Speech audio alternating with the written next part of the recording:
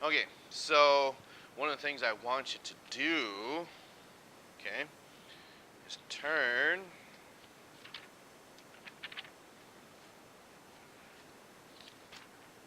to page 326. And I believe we've read this at one point in time, page 326. Because I do believe you have where it says on top, writing equations for halogenation of hydrocarbons. You do have probably a ring structure, and that's illustrating what's happening. You have in example 11.14, okay, you have what compound? It says write an equation for bromination of cyclopentane. So this is kind of like a word problem. If you did not know that, we know cyclopentane. Pentane's telling us how many sides we have. Okay, and I like to show it like this.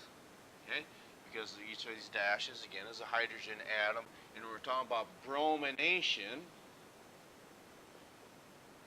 Okay, you can write Br2 or two Brs like this, and what's happening is it says you have UV light or maybe heat, one or the other. This says no, UV light or heat. Right? So then what we see happening is a substitution reaction. And then on this side, okay, I should probably get this out too, so it's easier to see.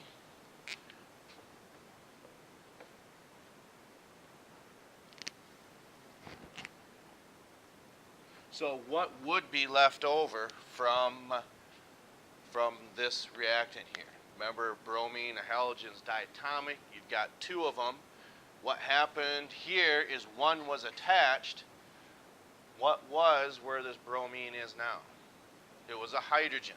So what we have left over is, let's say this one got attached. Okay, this bromine now is on here. So if a hydrogen is missing, that hydrogen is going to be looking for something to attach to. So what would we have left over? I say plus what? HBr. Yep. So then what happened, let me do this.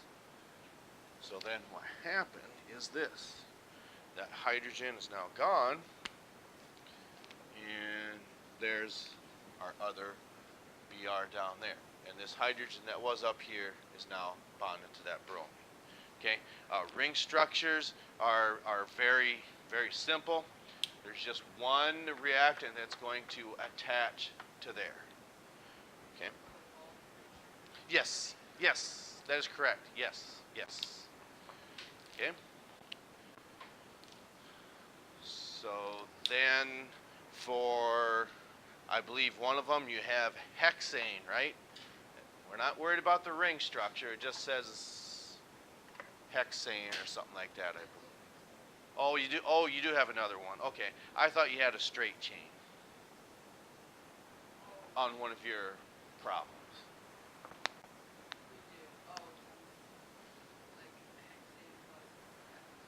Okay, right. Okay, do we have that one done? Okay, so how many products do you have? Nope, we're just concerned with two. Okay.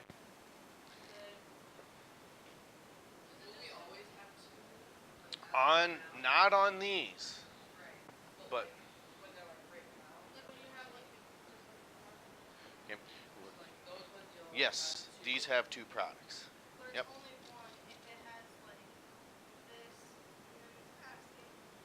If I'm telling you what it forms, like maybe on this side. Oh, that was on a different one. Okay.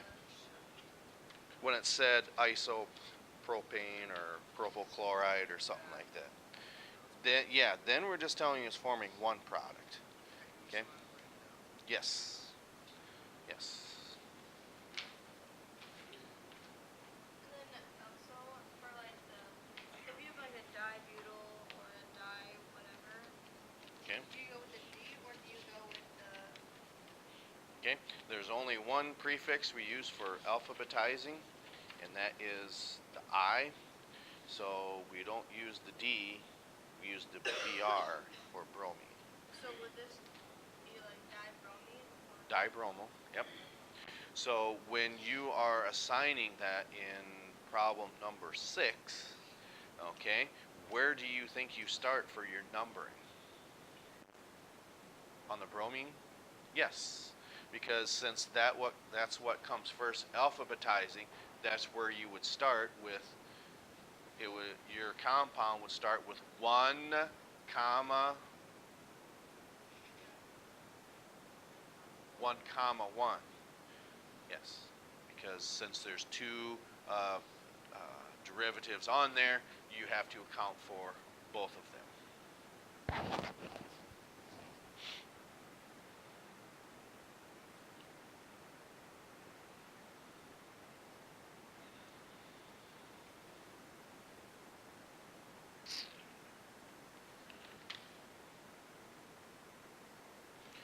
Okay, I don't know if that answered all of your questions. We hope so. If there's anything else, do that. But otherwise, one of the things I wanted to look at while we've got a chance is turn to page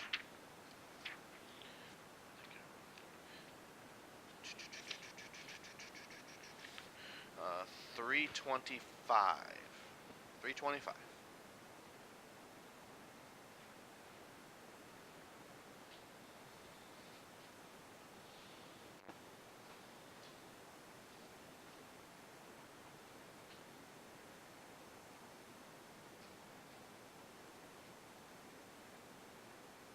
Okay, so when you look at the compound halothane, okay, we're going to talk about that here in just a moment. Okay, on page 325, it says many kinds of organic compounds possess anesthetic properties, but all too often they have other properties that interfere with their potential use in the control of pain. Cyclopropane and chloroform are two examples. Although they were used as anesthetics in the past, neither is used today. Well, anytime you think of propane, what might be the first thing that comes to your mind? Right? Okay, second thing. You're right. But as far as properties of propane, think of grilling. So what's true about propane? It's keep the sparks away. It's flammable. It's extremely flammable. Okay, so cyclopropane is quite explosive, and chloroform causes liver damage. So sometimes what the medical community might be using 20 years ago is not what they use today because of maybe certain compounds like what we see here.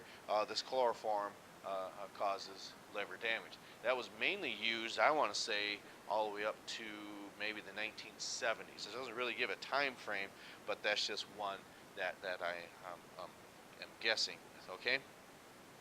Uh, One of the most commonly used anesthetics at present is the alkyl halide 2-bromo 2-chloro 1,1,1 trifluoroethane, or halothane. Okay, so it is non-flammable and non-explosive and presents minimal health hazards. So this is one of the aspects that organic chemists would be certainly sought after, because you do not just gather halothane, or what was it, one I'm trying to think of the scientific name, because halothane is the common one. So 2-bromo 2-chloro 1,1,1. Okay, what I mean by that is when it comes to like methane, you can distill that from crude oil. Ethane, same with propane, butane, all of them come from a fractionating tower. But that still does not get you your compound that you're looking for. So what an organic chemist would do is look for a mechanism to get those to attach onto there. So this is just the very basic footsteps that we are taking on how to actually describe that. Now, in your cases, you're going to have to know a lot of this chemistry to go into your profession, which is highly sought after and very, very competitive. And you know that, I'm sure. And does that make you look in the future and think, I hope I do it, I hope I can do it, I hope I can get in? Because sometimes I think when it comes to a lot of these programs, it's actually harder getting in. And then, yeah, you got to work at it. You're going to have to work at anything you're going to do in college. Now, whether it's going to be with your assorted major, or if yours is still up in the air yet, maybe you don't know, and that's okay. You've got some time to figure that out. But what I wanted to show you is this is why we go through some of these mechanisms to see how, why it's important as far as what organic chemistry is for. Okay. So, I wanted to read that for a little bit. Do you want some time to review naming or different types of mechanisms? Because there's one thing I will tell you now, that if that's what your mechanism looked like, what's your answer? No.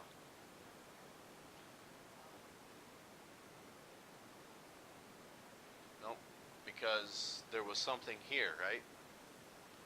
It's now gone. If you see that tomorrow, this does not happen. Okay? And the reason why is because when you look at this compound, whether it's a straight chain or whether it's this ring structure, what's true about these carbons? Is it saturated or unsaturated? Do you think? It's saturated. So it's going to take some energy to cause this reaction to take place. Now, they're still going to react there. Okay? Because there's none of them, I think none of them have anything written on it. There's, okay. So if we see this, yeah, if we see like these without everything, are those still? Where number 13, what's it? Oh, that would continue.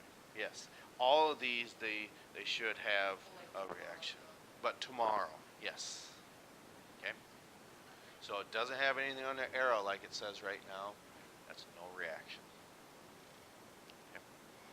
And what happens with that is sometimes that's more so time management, I would say. And with that, if you get to be in a hurry, things like that can happen. So with that, if there's one more thing that we do need to talk about, we just briefly discussed it yesterday, and that was isomers. Okay? Do you think you would have problems with isomers?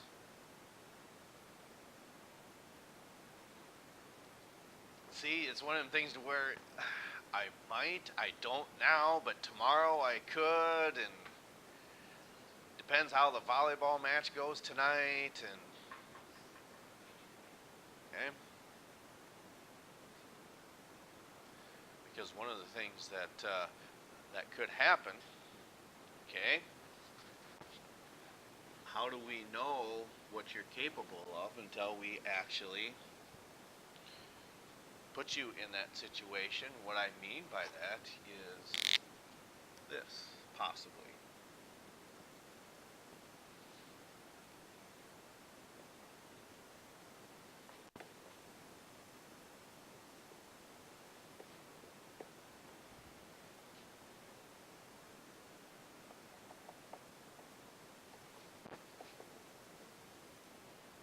Okay? No, let's not say 3. Let's just keep it simple. We'll just say 2. Okay? two isomers. Okay? Chances are you wouldn't see it. This is more so an example, but let's try to get a handle on this. So, what would pentyl chloride look like? Remember this, how many carbons do we have?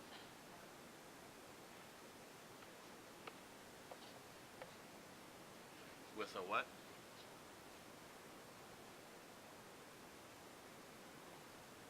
That's pentyne. I think we can safely put these on here.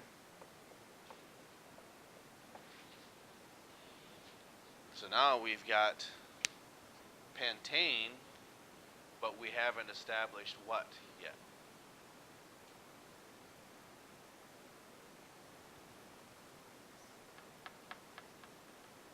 Your halogen derivative, which is what? Chlorine. So pentyl chloride just means there's a chlorine atom on here. Okay? So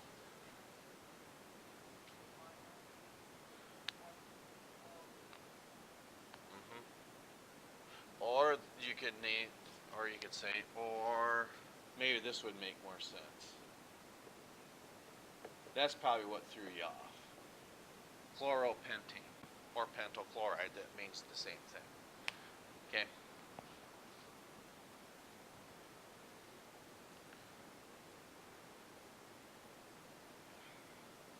So, what would be the simplest thing you could do to make an isomer of this? Just move it one over.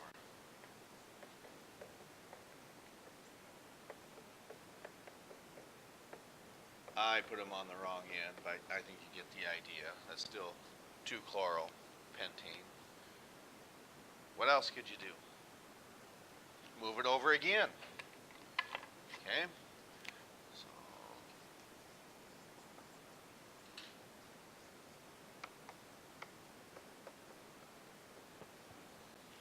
that would be 2 isomers. There's probably, I can think of one more thing that you could do. That would be probably the easiest for you to visualize. And that would be to make a butane molecule. That's why I thought, let's back it down to 2. So here's one isomer, here's another isomer, here's another isomer. So if I put a chlorine atom here, what else could we do with that 5th and final carbon? Because we've got 5 in our parent chains here, but only 4 in this one. What could we do to this compound? Where could we put a methyl group? Not here. Not here. But put one up here. Make a methyl group there. And then you could move this over to that one and make an isomer in that sense. So those are just different ways to make isomers. You got the same molecular formula, but those are just all different structures.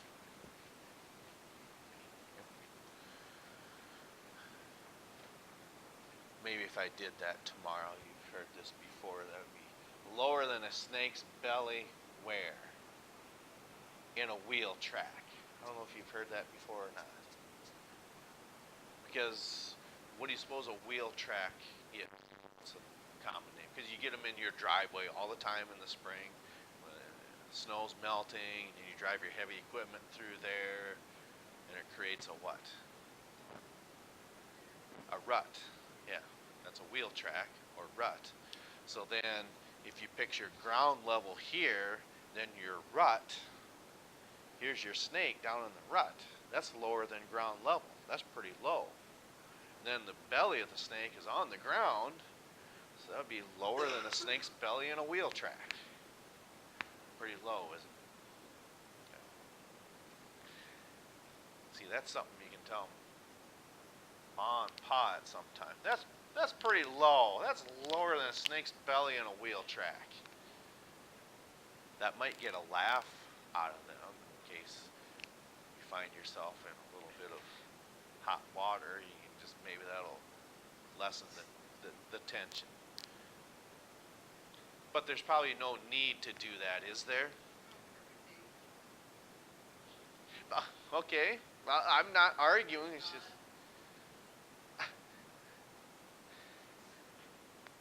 Okay, fair enough.